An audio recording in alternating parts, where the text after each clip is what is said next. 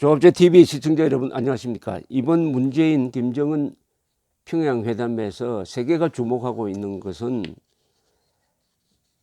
김정은의 입에서 핵을 폐기하겠다는 말이 직접 나오느냐. 한 번도 김정은의 입에서 북한의 핵을 폐기하겠다는 말이 나온 적이 없습니다. 이번에는 나오느냐, 언제까지 폐기할 것이냐, 그리고 핵을 폐기하기 위한 전 단계로 신고를 할 것이냐 말 것이냐, 거기에 따라서 종전선언이 과연 가능하냐의 여부에 쏠려 있겠지만은, 어떻게 보면 그보다 더 언론이 관심을 두고 있는 것은 이재용 씨와 같은 세계적 대기업인이 독재자, 천하의 독재자, 전쟁 범죄자, 반인류 범죄자로 국제형사재판소에 제소해야 한다는 유엔 결의가 있었던 그자와 만나는 모습에 집중될 것입니다. 특히 이재용, 김정은의 악수 장면이 나온다면은 이게 이번 회담의 아마 상징적 사진이 되고 말 것입니다. 좀 불행한 이야기입니다. 가기 싫은, 거기 누가 북한에 가려는 사람이 누가 있었겠습니까? 문재인 정권이 등을 미니까 따라갔는데, 거기서 북한 노동당 정권 간부들하고 만나서 대화가 되겠습니까? 아니, 대화가 가능하겠습니까? 북한은 생리적으로 반기업이고 자본주의를 타도하겠다는, 자본주의를 소멸시킨 대기업을 원수로, 자본가를 원수로 여기는 자들인데, 그 원수와 원수끼리 만나는 거 아닙니까? 서울에서 만나면 몰라도 평양에서 만나면은 심리적으로 우리 기업인들이 위축되어 있을 것입니다. 그런 데서 달콤한 말을 한다든지 하면은 민족 경제의 균형 발전 다 좋죠. 말로만 들으면 다 좋습니다. 민족도 좋고 균형 발전도 좋은데, 민족 경제의 균형 발전은 강도적 발상이죠. 북한 노동당 정권이 말할 때 민족 경제의 균형적 발전은 이재용 삼성그룹 돈 많이 벌었으니까 우리한테 반만 떼서 달라. 그렇게 하면은 서로 잘 사는 거 아니냐. 그게 민족 경제의 균형 발전이다. 또 14선언에는 유무상통이란 말이 있으니까, 우리가 핵으로서 한국의 안보를 지켜줄 테니까 한국은 거기에 따른 대가로서 돈을 우리한테 달라. 이게 유무상통이다. 이렇게 나오는 겁니다. 이게 지금 14선언에 적혀 있고 4.27 선언에도 그것을 따르겠다고 해놨으니까, 민족 경제의 균형 발전이란 말이 나왔을 때 우리 재벌 총수들이 어떻게 답을 할지 참 난감한데, 답을 할 필요가 없습니다. 듣기만 하면 됩니다. 질문만 하면 됩니다. 재벌 총수들은 듣기만 하고 질문만 해야 됩니다. 절대 답을 한다든지 약속을 하면 안 됩니다. 그쪽에서 물어도 나는 주주들한테 물어봐야 된다. 시장 경제에서 나는 결정 권한이 없다. 주주에게 물어봐야 된다. 이사회에 물어봐야 한다. 이렇게 이야기하는 게 정답이 될 것입니다. 정답. 지금 문재인 대통령이 세계적 기업인 이재용과 김정은은, 이재용 삼성그룹 회장이 매년 벌어들이는 돈이 북한의 GDP보다 많습니다. 북한의 GDP 계산하는 방법은 여러 가지인데 100억 달러가 안 된다는 사람들이 많습니다. 그런데 삼성전자입니다. 다른 것 빼고 삼성전자는 작년에 2천억 달러의 매출액을 올렸습니다. 수익이 300억 달러를 넘습니다. 세계 12위의 대기업이고, 제조업체로서는 애플, 도요타, 폭스바겐 다음에 세계 4등이 되는 회사입니다. 그런데 어떻게 이재용 부회장을 김정은 앞에 줄을 세웁니까?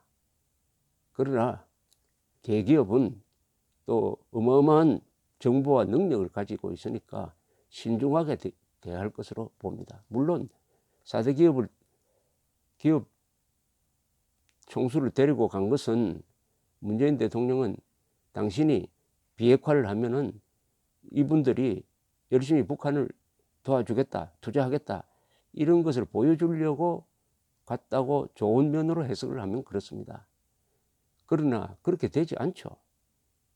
국제사회가 지금 현미경으로 들여다보고 있지 않습니까? 네 사람이 간 것은, 이것은 유엔의 대북제재, 미국의 대북제재에 구멍을 내려는 것 아니냐. 지금 북한에 대한 투자를 이야기할 때냐. 비핵화의 빗자도 아직 들어가지 않았는데 어떻게 대기업, 세계적 기업입니다. 세계적 기업인들이 가서 김정은을 만나서 경제 문제를 이야기한다는 것, 이것은 유엔 제재를 우롱하는 것이고 미국에 침뱉는 것 아니냐, 이렇게 생각하는 것이 아마 다수고 그것도 정상이라고 봐야죠. 그래서 저는 이 대기업 총수들이 올라갈 때 물론 읽어보고 갔겠지만은 6.15 선언부터 14선언을 거쳐서 판문점 선언까지 들어온 이 민족 경제의 균형 발전이라는 이 말에 속지 않도록 그 같이 간 사람들이 아주 브리핑을 잘 해야 된다고 생각합니다. 예, 근데 6.15 선언에 이렇게 적혀 있어요. 남과 북은 경제 협력을 통하여 민족 경제를 균형적으로 발전시키고 사회, 문화, 체육, 보건, 환경 등 제반 분야의 협력과 교류를 활성화하여 서로의 신뢰를 다져 나가기로 하였다. 여기에 처음으로 민족 경제의 균형 발전이란 말이 나옵니다. 14선언은 그것을 다시 이어받았습니다. 2007년 노무현 김정일 회담이죠. 이때 노무현 대통령은 퇴임을 4개월 앞두고 갔습니다. 다음 정권이 누가 들었을지 모르니까 쇠기를 박자, 이런 목적으로 갔습니다. 이 말은 내가 한 말이 아니고 노무현 대통령이 김정일 앞에서 한 말입니다. 거기서 나온 합의가 이런 겁니다. 남과 북은 민족 경제의 균형적 발전과 공동의 번영을 위해 경제 협력 사업을 공리 공영과 유무상통의 원칙에서 적극 활성화하고 지속적으로 확대 발전시켜 나가기로 했다. 계약서를 많이 써본 이재용 씨 등 재벌 총수 드릴 테니까 이 14선언의 내용이 얼마나 엉터리라는 것을 잘 알 것입니다. 얼마나 속임수가 많은지를 알 것입니다. 이 짧은 문장에 온통 거짓말만 들어 있습니다. 남과 북은 민족 경제, 우선 민족 경제가 없습니다.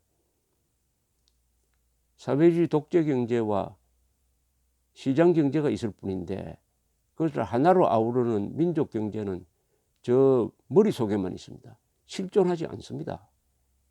민족 경제가 뭐 있어야, 현실상 존재해야 그걸 가지고 논할 거 아닙니까? 없습니다. 민족 경제가 이 세계에 있는 나라가 있습니까? 단 한 군데도 없습니다. 그러면은 게르만족의 경제가 있습니까? 라틴족의 경제가 있습니까? 일본족의 경제가 있습니까? 한족의 경제가 있습니까? 없는 것을 민족 경제란 사기용으로 만들어 놓고 그 다음 말이 딱 함정이죠. 민족 경제의 균형적 발전과 공동 번영을 위해 남과 북이 같은 경제니까, 같은 민족끼리니까 우리 나눠 먹자 이겁니다. 열심히 돈을 번 한국은 돈을 대라 이거죠. 돈을 대라. 그럼 우리는 가지고 있는 핵으로 당신들을 보호해 주겠다. 요게 유무상통 공리 공영이란 말에 들어가 있을 것입니다. 그것을 뭘로 포장하느냐? 경제협력 사업이라고 그랬어요. 남북한이 경제협력 사업을 한 적이 있습니까? 우리가 다 일방적으로 갖다 바치고 물자 가지고 가서 북한에서 개성공단 만들고 금강산 관광시설 만들었더니 나중에 다 빼앗아 가버렸습니다. 강도죠. 이것은 북한의 강도적 행동을 합법화한 겁니다. 이걸 또 국회에서批准 동의하겠다고 하면은 우리가 북한에게 뜯어먹힐 의무를 우리가 스스로 지고 법제화하는 것이죠. 요 말이 가지고 있는 함정을 이재용 씨는 가슴에 딱 새겨야 합니다. 요거 하나만 정확하게 해석하면 북한에 속지 않습니다. 남과 북은 민족 경제의 균형 발전과 공동의 번영을 위해 경제협력 사업을 공리공영과 유무상통의 원칙에서 적극 활성화하고 지속적으로 확대 발전시켜 나가기로 했다. 여기 좋은 말 다 들어갔습니다. 민족경제 균형적 발전, 공동번영, 경제협력, 공리공영, 유무상통, 활성화 다 좋은데요. 이게 다 김정은에게만 좋은 겁니다. 북한에만 좋은 겁니다. 대한민국에는 불리하고 대기업 총수가 여기 합의하는 순간 뭐가 되느냐? 세계 시장에서 아마 퇴출될 겁니다. 자, 4.27 판문점 선언은 또 이걸 또 더 확대 발전시켰어요. 이렇게 적혀 있습니다. 남과 북은 민족 경제의 균형적 발전과 공동번영을 이룩하기 위하여 14선언에서 합의된 사업들을 적극 추진해 나가며 1차적으로 동해선 및 경의선 철도와 도로들을 연결하고 현대화하여 활용하기 위한 실천적 대책들을 취해 나가기로 하였다. 완전히 실천 방안으로 못을 박아버렸습니다. 민족 경제의 균형적 발전 차원에서 우리가 돈을 대 가지고 경의선 철도와 도로들을 연결하고 현대화한다.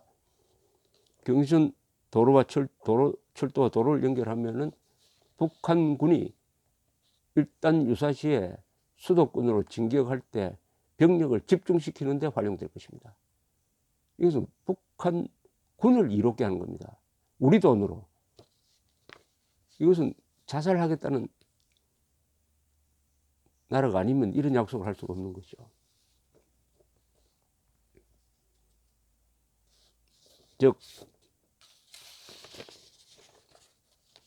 이번에 이재용 씨 등 세계적으로 성공한 기업인들은 뭐 세습 경영한다느니 뭐 갑질한다더니 하는 비판도 많이 받고 있지만은 그런 말에 꿀릴 필요가 없습니다.